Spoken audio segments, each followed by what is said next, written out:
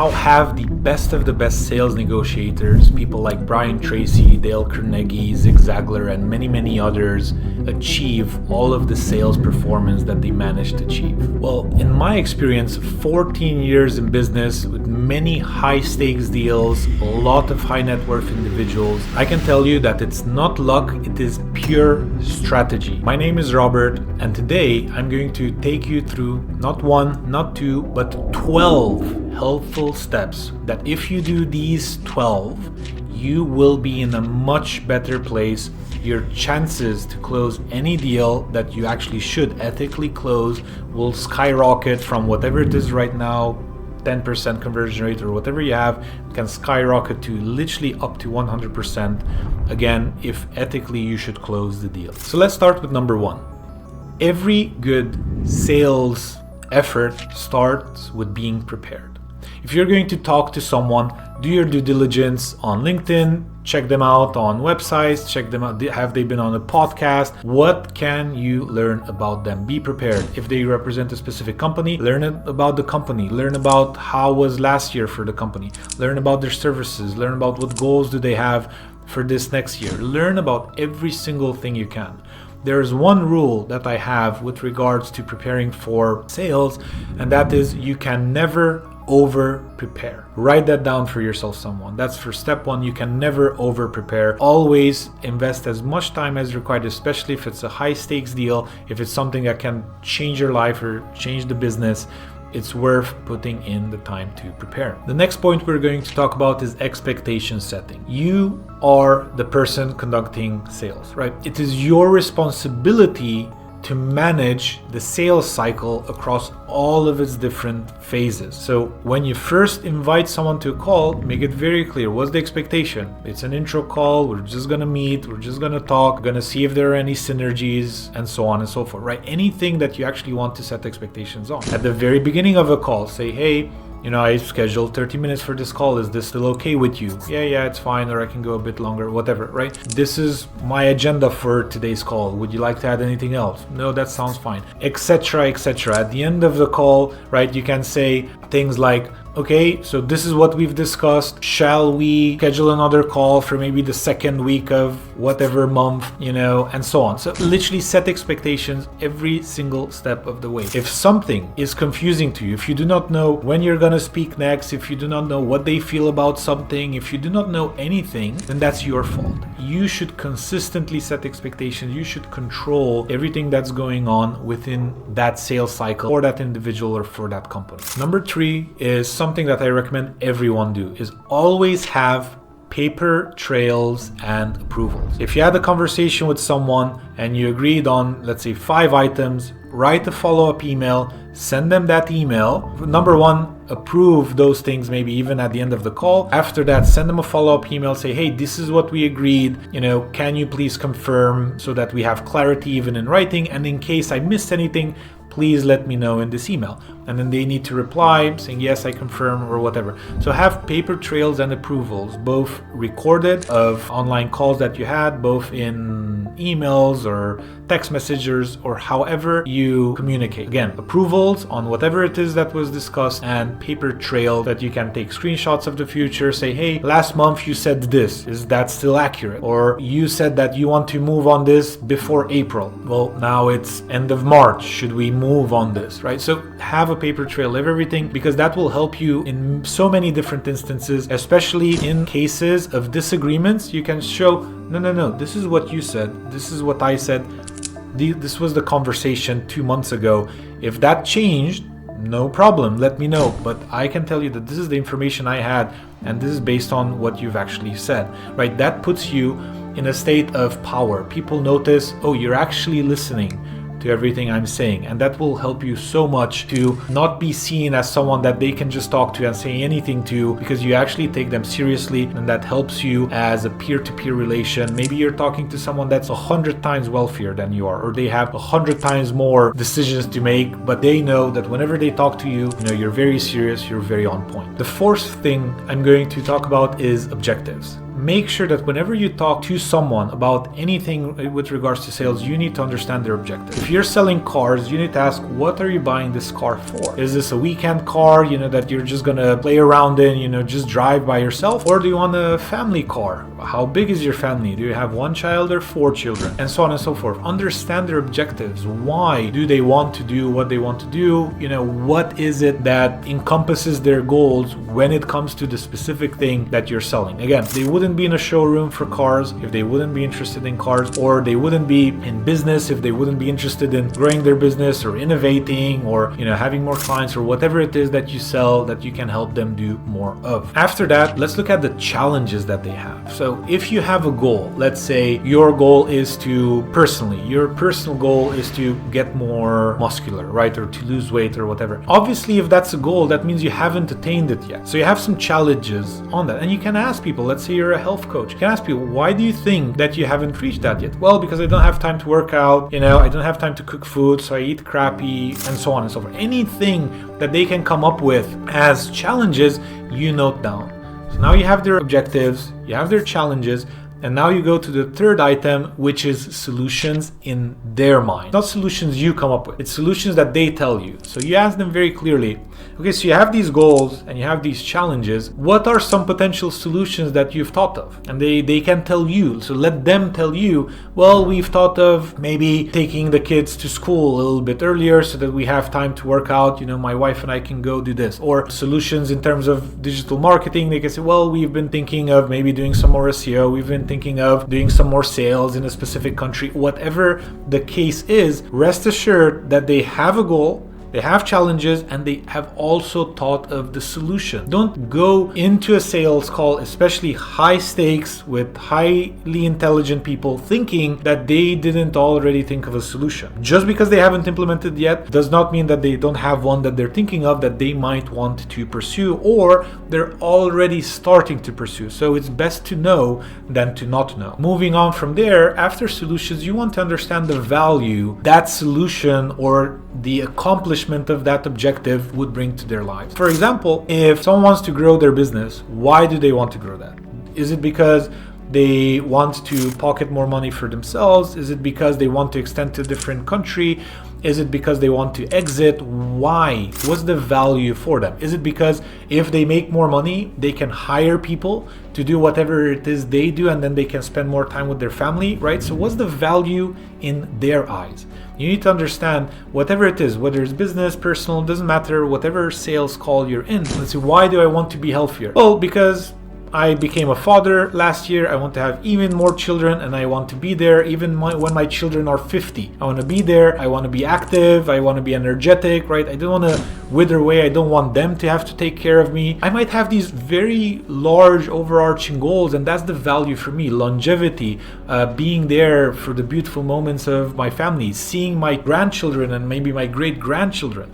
This is the value for me. So if you're a personal fitness coach and you want to sell me on something, that is what you should latch onto. Longevity, muscle mass, or aesthetics matter less to this guy. This guy cares about being there for the family. So you should focus on maybe stretching. You should focus on range of motion. You should focus on eliminating chronic pains that they might have, right? Or allergies that they might have, and so on and so forth. So you can notice how what you sell changes based on these confirmations and these conversations that you're having with these individuals. Once you get all of that information, you then go on to figure out power dynamics. So power dynamics, you should always make a number one priority within every call, right? I mean, maybe not a number one priority, but it should definitely be on your priority list to find out. So what does that mean? So in a personal context, maybe I won't take any buying decisions without the consent of my wife. Maybe my wife has to see the car as well. She has to approve the budget. She has to whatever, right? Maybe it's not just me. Or maybe I'm buying something for my daughter, right? A new laptop, or my son wants a gaming rig.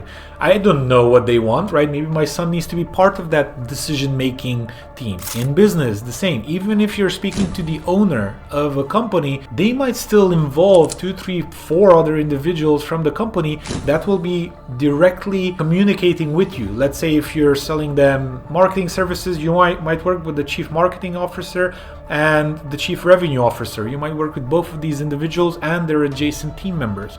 So all of those people are part or weigh in on that decision. So it's important for you to understand who will weigh in on this decision, because you will curate anything you say and anything you send them for those different personalities in the company. So for example, if you send them a PDF of, hey, this is what we can do for you, maybe the first page talks to the CEO, the second page talks to the CMO and, whatever challenges and objectives they have, whatever KPIs they have.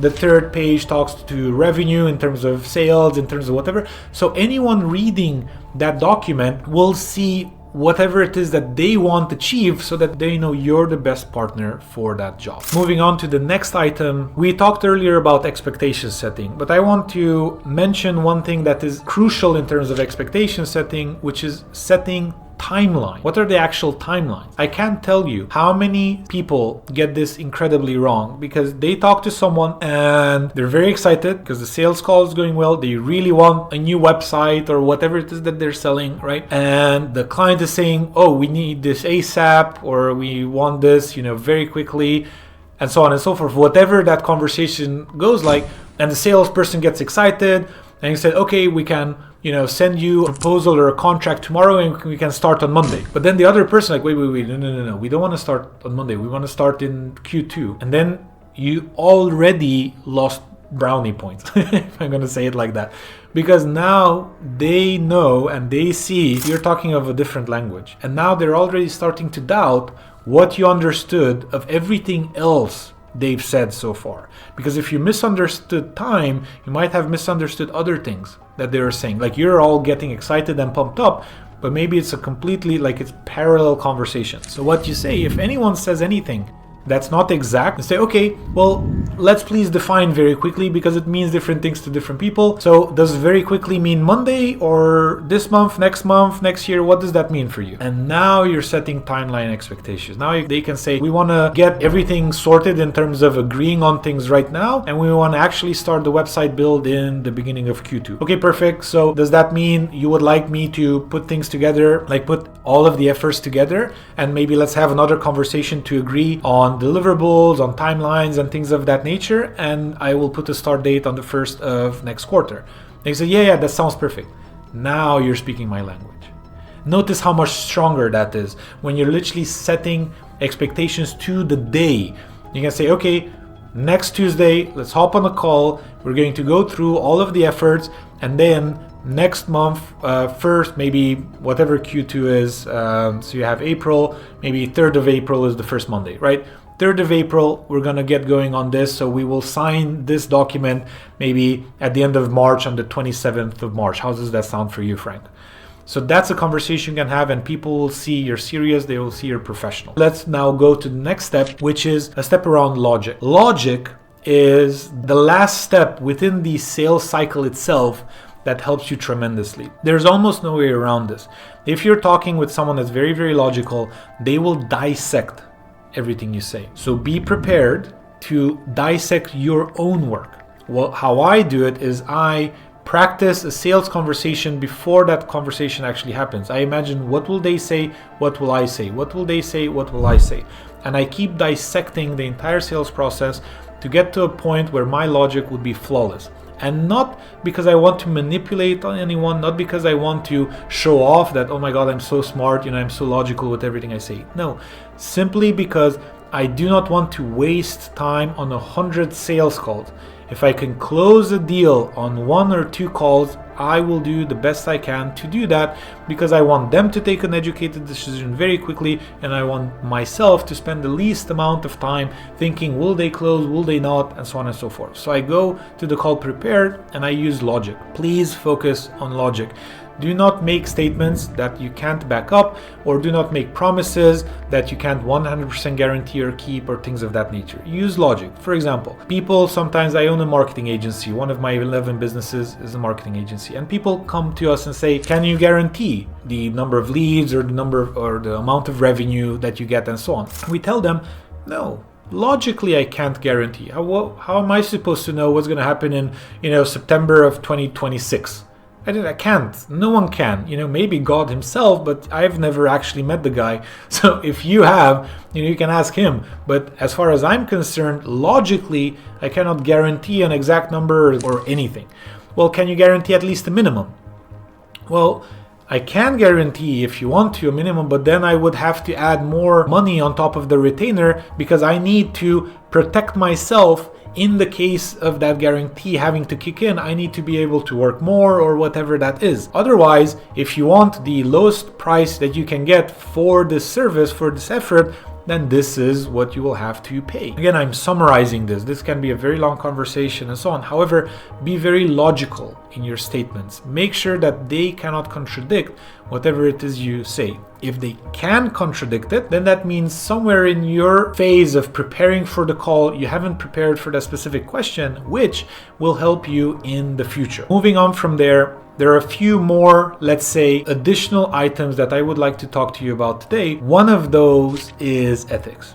I'm a very strong believer in ethics. If you believe that the person you're talking to is not a good fit for whatever service or product that you are selling, you should not insist on selling to them. If they're a small company that can barely afford you, and we have had situations like this because we were recommended to them. So let's say a $20 million company that we have a $1 million a year contract with, they recommend us to someone else, that they're like, hey, these guys are the best thing since sliced bread. They made me tens of millions of dollars, etc., etc. So they praise us like crazy. We then hop on a call with the other guy. The other guy has a business that makes $500,000 a year, total money. Maybe their profit margin is 100 grand or maybe less. They can maybe spend 30 of that or 40, right? $3,000 a month, which is infinitely different than the $80,000 budget we have with the other client. 3,000 to 80,000. It's not even a blip on the scale when you compare 3,000 to 80,000 in terms of services rendered. So looking at that, if that person really can't afford you or what you need to do, you should not put them in financial jeopardy to do so. If they really want to say, no, I'm going to make it work. This year we're going to grow. This year we're going to do this. I can afford up to 50K of budget and I want to grow the company with you and I want to give you more and blah, blah, blah. And so if it goes in that direction, the conversation, like you can see that they're very ambitious and they want to take things forward, okay, fine, you can take it with a grain of salt and then start the effort and do whatever you need to do. However, if someone comes to you and say, hey, my wife and I, we need a family van, we need this, we need that, whatever, and you show them the family vans and you can tell that they're not very into vans, like they like sports cars and so on, do not sell them a sports car because their wife will not be happy with that. Sell them the van, and if they still want a sports car after they bought the van, then you can sell them on a sports car, but you've helped them ethically make the right choice for their family, for the welfare of everyone, for their happiness, for their long-term success, right? They can get a sports car next time. Sell them the van first and then sell them the $150,000 sports car after that. And if, by the way, this is where eternal conflicts for you happen, if you have to sell that sports car, right, because it's in your quota for the month or whatever it is, but no one's buying it and you see someone that really loves it, but again, they need to buy something else because